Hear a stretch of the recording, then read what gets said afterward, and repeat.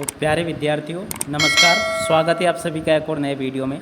तो कक्षा 12वीं के प्यारे विद्यार्थियों, आज मैं आपके लिए लेकर आ चुका हूं सप्लीमेंट्री या पूरक परीक्षा 2021-22 कक्षा 12वीं अर्थशास्त्र विषय का क्वेश्चन पेपर। तो इसलिए दोस्तों आप सभी लोगों को ये करना है कि इस क्वेश्चन पेपर को बिल्कुल लास्ट तक जरूर देखना है, जिससे कि आपको पूरा का पूरा क्वेश्चन पेपर ये दोस्तों आसानी से समझ में आ सके। तो चलिए दोस्तों अब आगे बढ़ते हैं, देखते हैं और समझते हैं कि आपका कक्षा 12वीं का जो सप्लीमेंट्री का परीक्षा का पेपर होने वाला है वह आपका क्वेश्चन पेपर कैसा होगा, कितने सारे क्वेश्चन यहाँ से आपसे पूछे जाएंगे।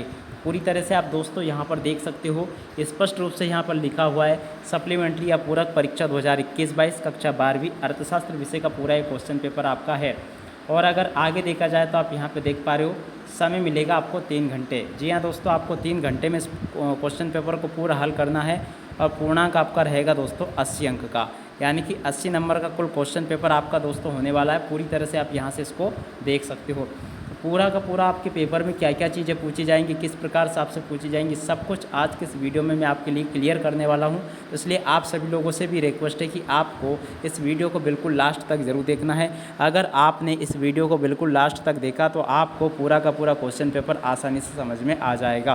तो दोस्तों देखिएगा, यहाँ पर आप पढ़ सकते हो आसानी से सप्लीमेंट्री पूरक परीक्षा 2021-22 कक्षा 12वीं अर्थशास्त्र विषय का पूरा क्वेश्चन पेपर आपका है। तो चलिए अब आगे बढ़ते हैं। तो सबसे पहले अगर समय की बात की जाए तो समय आपको मिलेगा दोस्तों 3 घंटे का और पूर्णांक होगा आपका 80 अंक का। और अगर आगे देखा जाए तो यहाँ पर ये आपको निर्देश दिए गए हैं, वस्तुनिष्ठ प्रश्न सर्वप्रथम हल करें, सभी प्रश्न हल करना अनिवार्य है।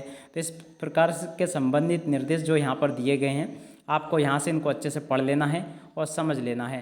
तो पूरा का पूरा दोस्तों एक क्वेश्चन पेपर है जो कि हम यहाँ पर देखने वाले हैं, पर पहले आपको ये पूरा समझ लेना चाहिए। चलिए अब आगे बढ़ते हैं। अब बिना किसी देरी के पूरा का पूरा क्वेश्चन पेपर में क्या क्या क्वेश्चन आएंगे, किस प्रकार से पूछे जाएंगे, सब कुछ मैं आज आपको हल सहित बताने वाला हूँ। यानी कि आज मैं आपको सिर्फ प्रश्न ही नहीं बताऊँगा, प्रश्न के साथ साथ में उनके उत्तर भी आपको बताने वाला हूँ। इसलिए आप सभी लोगों से रिक्वेस्ट है कि इस वीडियो को अंतिम समय तक जरूर देखिएगा, बिल्कुल लास्ट तक वीडियो को देखिए, तभी जाके आपको पूरा क्वेश्चन पेपर समझ में आएगा। तो चलिए दोस्तों अब आगे बढ़ते हैं और समझ लेते हैं कि आपका पेपर कैसा होगा। बिल्कुल लास्ट तक ज़रूर देखें और इसी के अलावा पूरे क्वेश्चन पेपर को आपको दोस्तों हल करके आना है, तभी जाके आप दोस्तों 80 नंबरों से पास हो पाओगे। तो चलिए अब आगे बढ़ते हैं और पूरा क्वेश्चन पेपर को हल करते हैं। पर वीडियो में आगे बढ़ो उससे पहले आप सभी लोगों से एक रिक्वेस्ट है कि अगर आपने अभी तक हमारे यूट्यूब चैनल को सब्सक्राइब नहीं किया तो प्लीज़ चैनल को सब्सक्राइब करके ज़रूर जाइएगा। तो दोस्तों देखिए चलते हैं समझते हैं। तो देखिएगा आपके पास में जैसे कि 2 किताबें होंगी, व्यष्टि और समष्टि। तो आपको सबसे पहले ये वाला क्वेश्चन अच्छे से याद कर लेना है कि व्यष्टि अर्थशास्त्र किसे कहते हैं। तो ये यहाँ तक का पूरा क्वेश्चन का आंसर हो जाएगा। आपको ये पूरा का पूरा यहाँ से आपको याद कर लेना है कि व्यष्टि अर्थशास्त्र किसे कहते हैं। तो ये पूरा जो मैंने आपको अंडरलाइन करके बताया है, पूरा का पूरा ये जो क्वेश्चन है दोस्तों आपको यहाँ तक का याद पूरा कर लेना है। अब चलिए दोस्तों इसी के अलावा आगे बढ़ते हैं। तो देखिएगा खासकर पूंजीवादी अर्थव्यवस्था की विशेषताएं भी आपको यहाँ से याद कर लेनी है। तो आप इनको यहाँ से आसानी से देख सकते हो।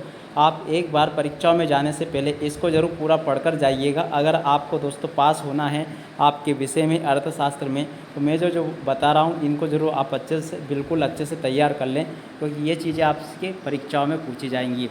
और इसी के अलावा दोस्तों आगे अगर देखा जाए तो आप आगे मैं आपको बता देता हूँ कि और क्या क्या चीज़ें हैं जो कि दोस्तों आपको याद कर लेनी चाहिए। तो दोस्तों देखिएगा, एक तो ये चीज़ें हो गई और इसके अलावा आगे आप यहाँ से ये देख सकते हो व्यष्टि अर्थशास्त्र का मुख्य कीमत यंत्र है, इसको समझाइए।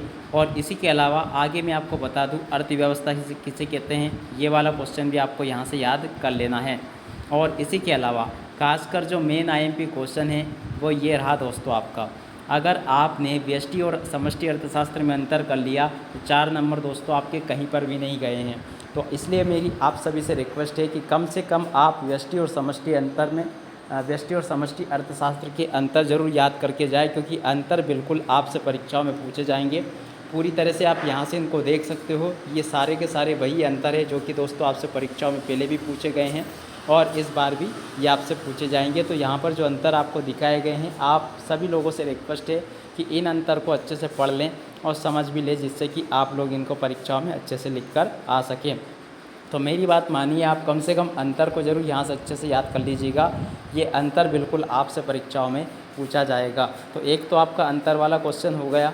और इसी के अलावा अगर आगे देखा जाए तो यहाँ से आपको ये कर लेना है व्यष्टि अर्थशास्त्र की विशेषताएं। जी हाँ दोस्तों, व्यष्टि अर्थशास्त्र की विशेषताएं बिल्कुल आपसे पूछी जाती है। कभी कभी अंतर के अथवा में पूछी जाती है, या कभी कभी अगर अंतर वाला क्वेश्चन नहीं आता तो उसकी जगह पर ये वाला क्वेश्चन आपसे पूछा जाता है। तो मुझे उम्मीद है कि दोस्तों आपने इसको भी पढ़ लिया होगा या आपने इसका स्क्रीनशॉट भी लेकर रख लिया होगा। अब इसके अलावा दोस्तों एक क्वेश्चन 2 नंबर में ये पूछा जाता है कि अवसर लागत किसे कहते हैं।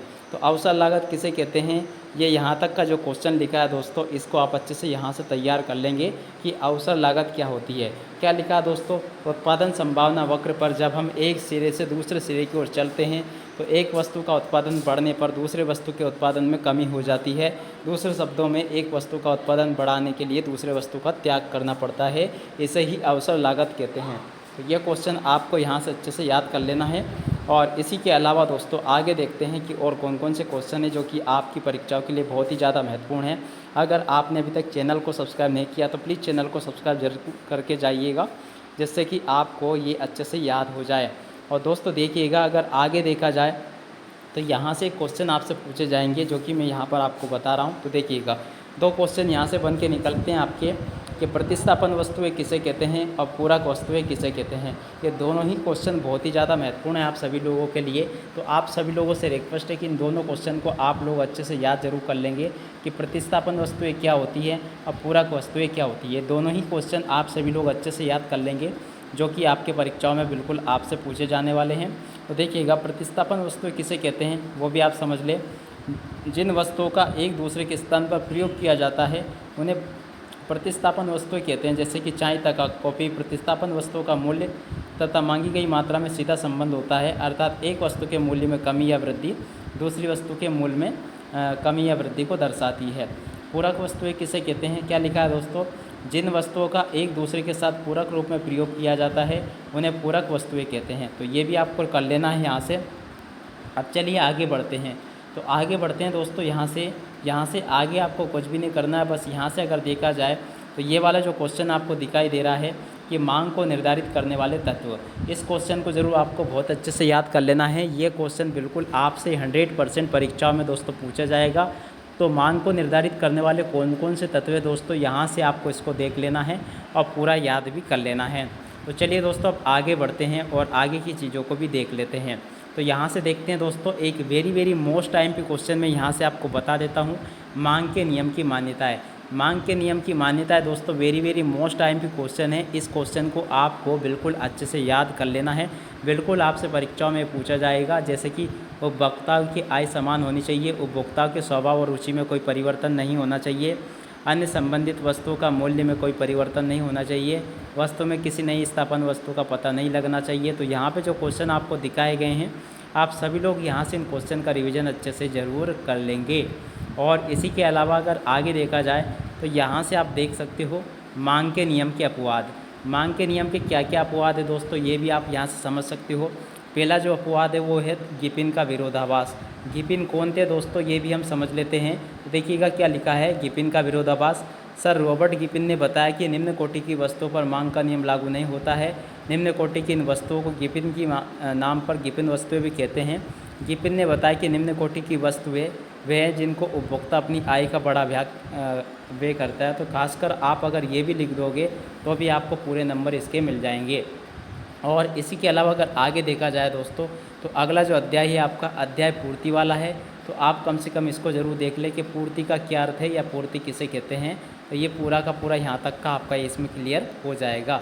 और उसी के अलावा अगर आगे देखा जाए तो दोस्तों स्थिर लागत किसे कहते हैं, ये क्वेश्चन बहुत ही ज़्यादा महत्वपूर्ण है कि कुल लागत किसे कहते हैं। तो देखिएगा दोस्तों, सबसे पहले आपको कुल लागत को समझ लेना है कि कुल लागत किसे कहते हैं। तो यहाँ तक का पूरा हो जाएगा कुल लागत किसे कहते हैं। और उसी के अलावा अगला क्वेश्चन यहाँ पे दिया गया है, क्या लिखा है परिवर्तनशील लागत। तो परिवर्तनशील लागत किसे कहते हैं, यहाँ तक जो लिखा है दोस्तों इसको हम परिवर्तनशील लागत कहते हैं।